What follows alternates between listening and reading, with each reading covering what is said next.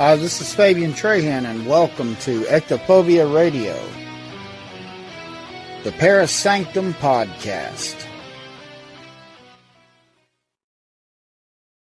Welcome, everyone, to episode 24 of the Paris Sanctum Podcast. This is your host, Fabian Trahan. We're finally here. Halloween 2022. Well, as you all know, we had this crappy pandemic for like 2 years. And now, finally, we are free to do great things this Halloween. I hope that they're all very safe things for your sake and those around you. The Halloween is a very special time to me. There's all kinds of subject content that we could get into regarding Halloween. But there's one particular subject that I'd like to focus on, because I haven't done New Jersey yet. I'd like to talk a little bit about the Jersey Devil.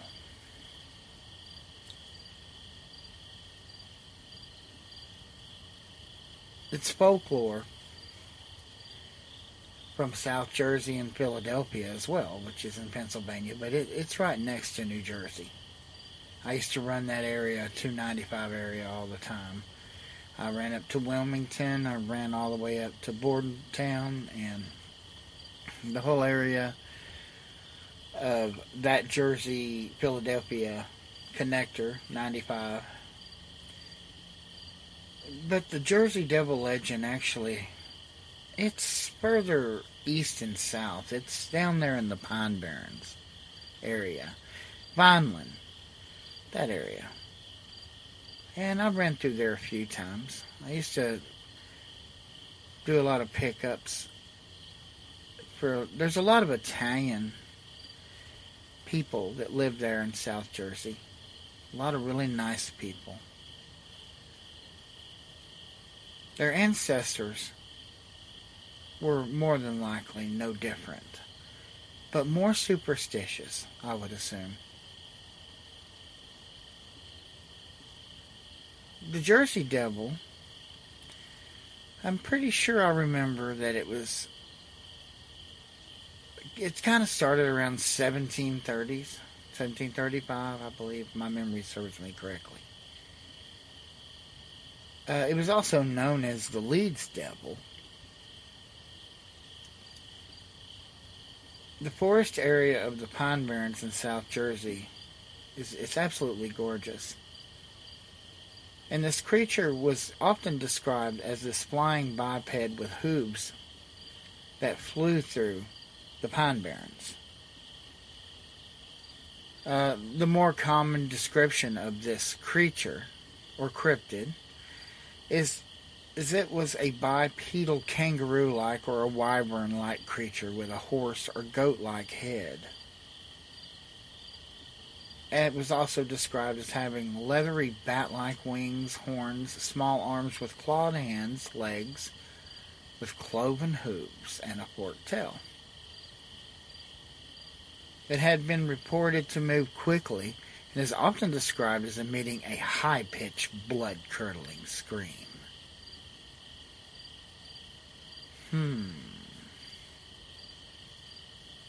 It don't get any better than that, does it?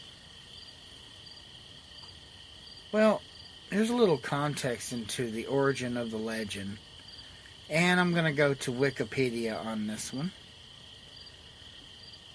I really liked the way they lay it out here, so we'll get into why it's also known as the Leeds Devil, or Devil of Leeds. The mother Leeds' 13th child, according to popular folklore, the Jersey Devil originated with a Pine Barrens resident named Jane Leeds, known as Mother Leeds. The legend states that Mother Leeds had 12 children and, after finding she was pregnant for the 13th time, cursed the child in frustration, crying that the child would be the devil. In 1735, ding, Mother Leeds was in labor on a stormy night while her friends gathered around her. Born as a normal child, the 13th child changed to a creature with hooves, a goat's head, bat wings, and a forked tail. Growling and screaming, the child beat everyone with its tail before flying up the chimney and heading into the pines. In some versions of the tale, Mother Leeds was supposedly a witch, and the child's father was the devil himself. Some versions of the legend also state that there was a subsequent attempt by local clergymen to exorcise the creature from the Pine Barrens. The Leeds family. Prior to the early 1900s, the Jersey Devil was referred to as the Leeds Devil or the Devil of Leeds, either in connection with the local Leeds family or the eponymous southern New Jersey town Leeds Point. Mother Leeds has been identified by some as Deborah Leeds, on grounds that Deborah Leeds' husband, Japhet Leeds, named 12 children in the will he wrote during 1736, which is compatible with the legend. Deborah and Japhet, or Happet, Leeds also lived in the Leeds Point section of what is now Atlantic County, New Jersey, which is commonly the location of the Jersey Devil story. Interesting. Wikipedia goes on to say that Brian Regal, a historian of science at Keene University, theorizes that the story of Mother Leeds, rather than being based on a single historical person, originated from colonial southern New Jersey, religio-political disputes that became the subject of folklore and gossip among the local population, according to Regal. Folk legends concerning these historical disputes evolved through the years and ultimately resulted in the modern popular legend of the Jersey Devil during the early 20th century. Regal contends that colonial-era political intrigue involving early New Jersey politicians Benjamin Franklin and Franklin's rival almanac publisher Daniel Leeds, 1651 through 1720, resulted in the Leeds family being described as monsters. Ooh, this is character assassination. And it was Daniel Leeds' negative description as the Leeds Devil, rather than any actual creature, that created the later legend of the Jersey Devil. Now, I didn't know that. I knew enough about the subject, I thought. But this is actually kind of tasty. We're talking about character assassination here. Benjamin Franklin. Oh, that wouldn't surprise me. He was quite the character. Good old Ben. It continues, much like the Mother Leeds of the Jersey Devil myth, Daniel Leeds' third wife had given birth to 9 children, a large number of children even for the time. Leeds' second wife and first daughter had both died during childbirth. As a royal surveyor with strong allegiance to the British crown, Leeds had also surveyed and acquired land in the Egg Harbor area, located within the Pine Barrens.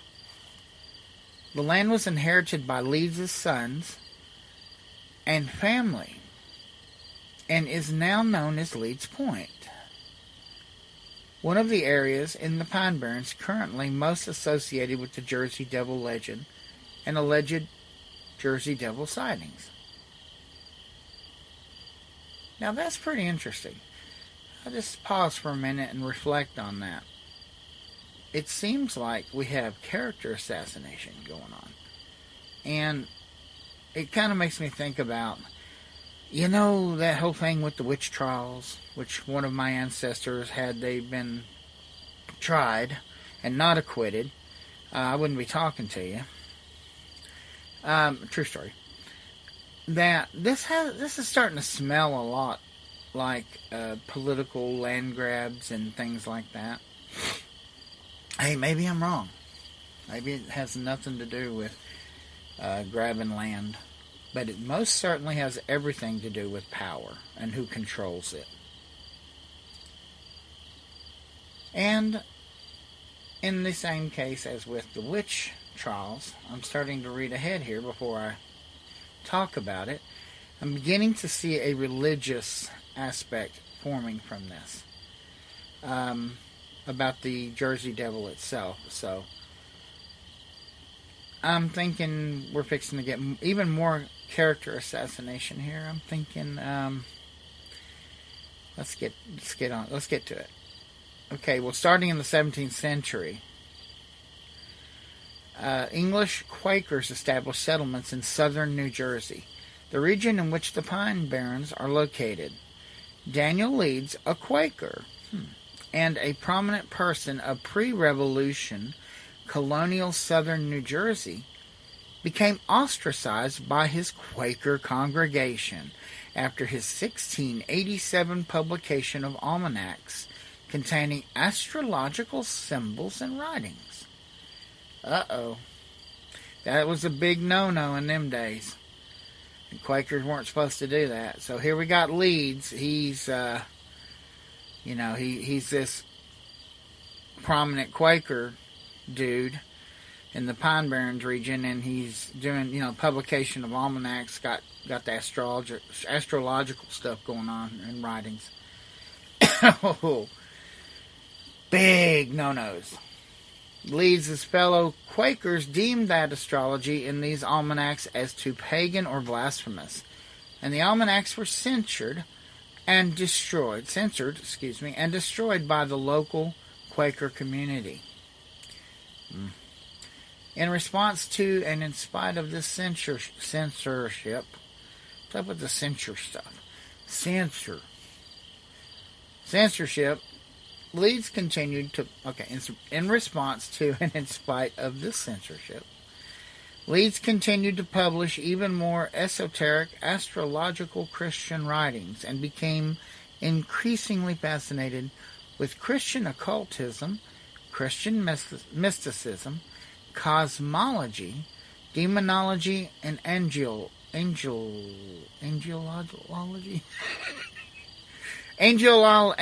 The ology of angels. Okay. And natural magic. In the 1690s, after his almanacs and writings were further censored by the Philadelphia Quaker meeting, Leeds continued to dispute with the Quaker community, converting to Anglicanism and publishing anti-Quaker tracts, criticizing Quaker theology and accusing Quakers of being anti-monarchists. In the ensuing dispute between Leeds and the southern New Jersey Quakers over Leeds' accusations, Leeds was endorsed by the much maligned British Royal Governor of New Jersey, Lord Cornbury, despised among the Quaker communities. Leeds also worked as a counselor to Lord Cornbury about this time, considering Leeds as a traitor for aiding the crown and rejecting Quaker beliefs. The Quaker Burlington meeting of southern New Jersey subsequently dismissed Leeds as evil.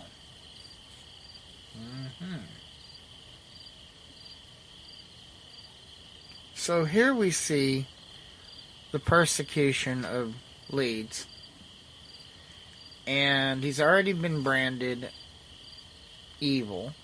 This is not going in a good direction for his family. And subsequently, this is going to lead to what I believe, because of all this, character assassination and a branding of one of the most sacred things that he holds to his heart, and that's his own children. It was the way. It was the way things were done. Power, Now, absolute power corrupts absolutely, but let's get on to the Leeds Devil. Again, I'm going to cite Regal on this. Regal notes that by the late 1700s and early 1800s at the latest, the Leeds Devil had become an ubiquitous legendary monster or ghost story in the southern New Jersey area into the mid and early to mid 19th century. Stories continued to circulate in southern New Jersey of the Leeds Devil, a monster wandering the Pine Barrens. An oral tradition of Leeds Devil monster ghost stories subsequently became established in the Pine Barrens area. Although the Leeds Devil legend has apparently existed since the 18th century, Regal states that the more modern depiction of the Jersey Devil, as well as the now pervasive Jersey Devil name, first became truly standardized in current form during the early 20th century. During the pre-revolutionary period, the Leeds family, who called the Pine Barrens home, soured its relationship with the Quaker majority. The Quakers saw no hurry to give their former fellow religionists an easy time in circles of gossip. His wives had all died, as had several children. His son Titan stood accused by Benjamin Franklin of being a ghost. Okay, that's another one I didn't know. The family crest had winged dragons on it. In a time when thoughts of independence were being born, these issues made the Leeds family political and religious monsters. From all this, over time, the legend of the Leeds Devil was born. References to the Jersey Devil do not appear in newspapers or other printed material until the 20th century. The first major flap came in 1909. It is from these sightings that the popular image of the creature, bat-like wings, horse head, claws, and general air of a dragon, became standardized. Well, we see the evolution of the Jersey Devil here. It starts out, and in the same area. I mean, I don't believe there's a coincidence that this evolves into the Jersey Devil. But now that we understand the history behind it in the Leeds family, let's jump into the Jersey Devil and the other depictions of it, as well as whether or not people truly believe that these were devils or just really big, great horned owls that lived out in the Pine Barrens. Well, we see the correlation now between the history and the legend. There have been many claims of sightings and occurrences involving the Jersey Devil. According to legend, while visiting the Hanover Millworks to inspect his cannonballs being forged, Commodore Stephen Decatur sighted a flying creature and fired a cannonball directly upon it to no effect. Joseph Bonaparte, elder brother of Napoleon, is also claimed to have seen the Jersey Devil while hunting on his Bordentown estate about 1820. During 1840, the Jersey Devil was blamed for several livestock killings. Similar attacks were reported during 1841, accompanied by tracks and screams.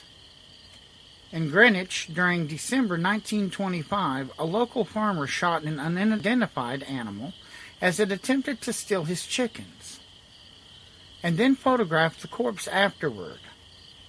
He claimed that none of the 100 people he showed it to could identify it. On July 27, 1937, an unknown animal with red eyes, seen by residents of Downingtown, Pennsylvania, was compared to the Jersey Devil by a reporter for the Pennsylvania Bulletin of July 28, 1937.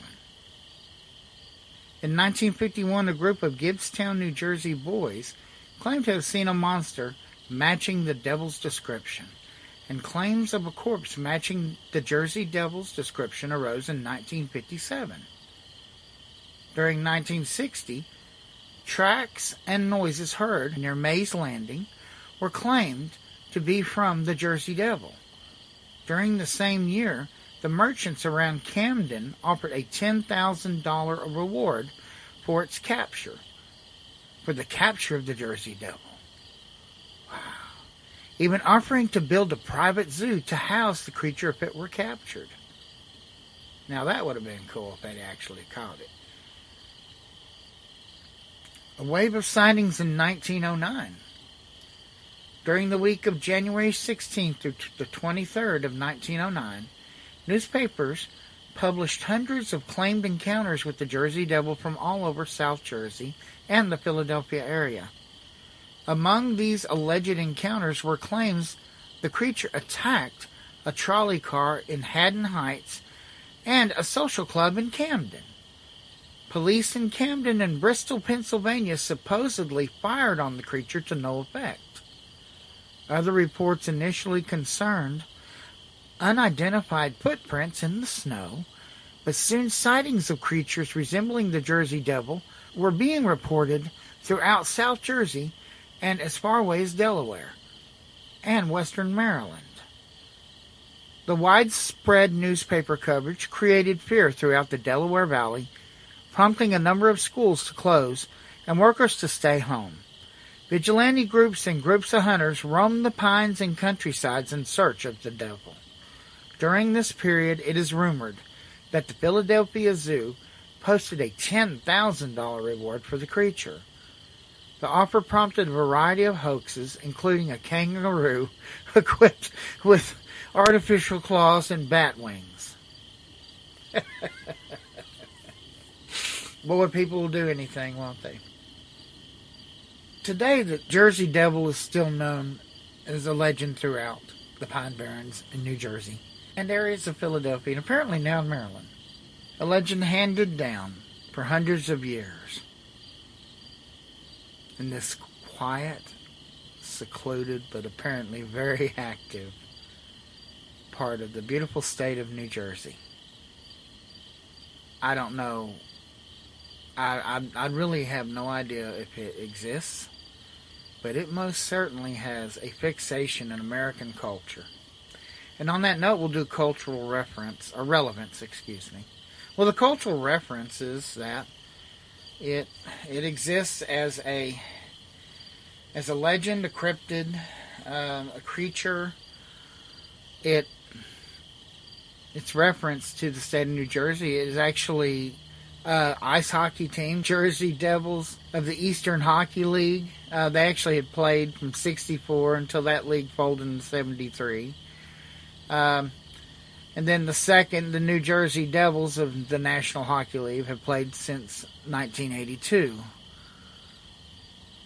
And the Jersey Devils are it's a team. It's gained so much popularity that it's a stigma now. The people of the region are proud of it. They're very proud of it. Much like Salem is proud of its witches now.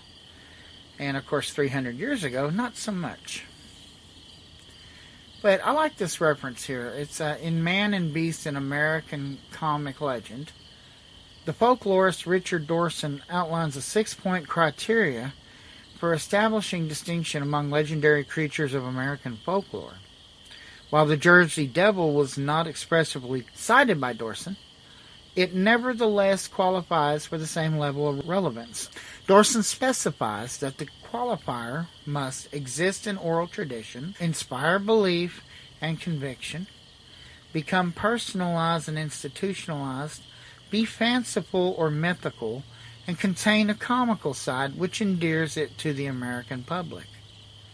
Well, as you know, the Jersey Devil has done all of these things, and has inspired so much that its fanciful or mythical nature is explored in the numerous works of fantasy it still makes appearances in, including The X-Files, the Jersey Devil video game, I didn't know that was around, The Wolf Among Us, 13th Child, TMNT, The Real Adventures of Johnny Quest, The Barrens, Carney, A Night with the Jersey Devil, The Last Broadcast, Legend Quest, What We Do in the Shadows, Monster Quest, and Gravity Falls.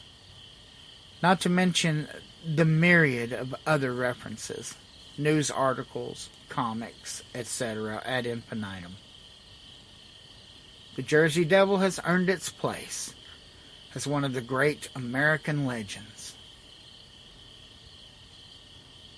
Thank you for listening to the Parasanctum Podcast, episode 24. I want to wish each and every one of you a safe and very happy and spooky Halloween. Make it the best Halloween. I'll talk to you again in November. And please be sure to catch me on... I'm now the co-host of Scanning the Frequencies on Live Paranormal with my cousin Lisa Terrio, who just happens to be from New Jersey. Shout out to Lisa. Shout out to Live Paranormal. I want to say thank you to each and every one of you that support the podcast, as well as each and every one of you that take time to listen.